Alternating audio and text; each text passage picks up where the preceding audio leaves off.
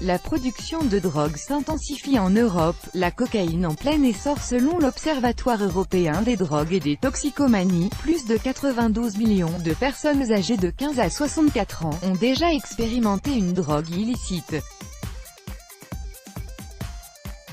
Getty Images, Josazel. Les drogues sont de plus en plus disponibles en Europe, où leur production s'accroît, selon l'Observatoire européen des drogues et des toxicomanies, OEDT, qui tire la sonnette d'alarme.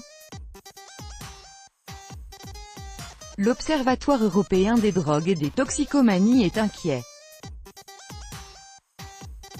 Dans son rapport annuel publié ce jeudi 7 juin, l'organisme pointe l'augmentation de la production de drogue qui a désormais lieu en Europe, où plus de 92 millions de personnes âgées de 15 à 64 ans ont déjà expérimenté une drogue illicite.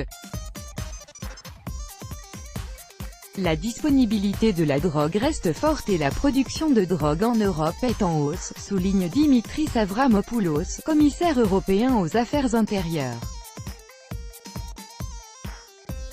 Et, les substances détectées sont de plus en plus puissantes, donc plus dangereuses, a-t-il prévenu en présentant le document devant la presse à Bruxelles. Ce phénomène s'explique, selon l'étude, par des soucis de commodité, de diminution des risques de détection aux frontières, de disponibilité et de moindre coût des produits chimiques nécessaires à la production. Les trafiquants européens ne cessent également d'innover leurs méthodes de production avec, notamment, la multiplication des laboratoires de transformation de la cocaïne, de production de MDMA, principe actif de l'ecstasy, de méthamphétamine et d'héroïne. Le cannabis en tête, la cocaïne monte en puissance. Le cannabis reste la drogue la plus consommée en Europe, avec plus de 17 millions de consommateurs âgés de 15 à 34 ans, note le rapport de l'OEDT, qui s'inquiète également de la résurgence de la cocaïne produite à partir des feuilles de coca, principalement en Bolivie, en Colombie et au Pérou. La poudre blanche est consommée par 2,3 millions d'Européens. Près de 100 000 saisies de cocaïne ont été réalisées en 2016 dans l'Union européenne, en augmentation de près de 10% par rapport à l'année précédente.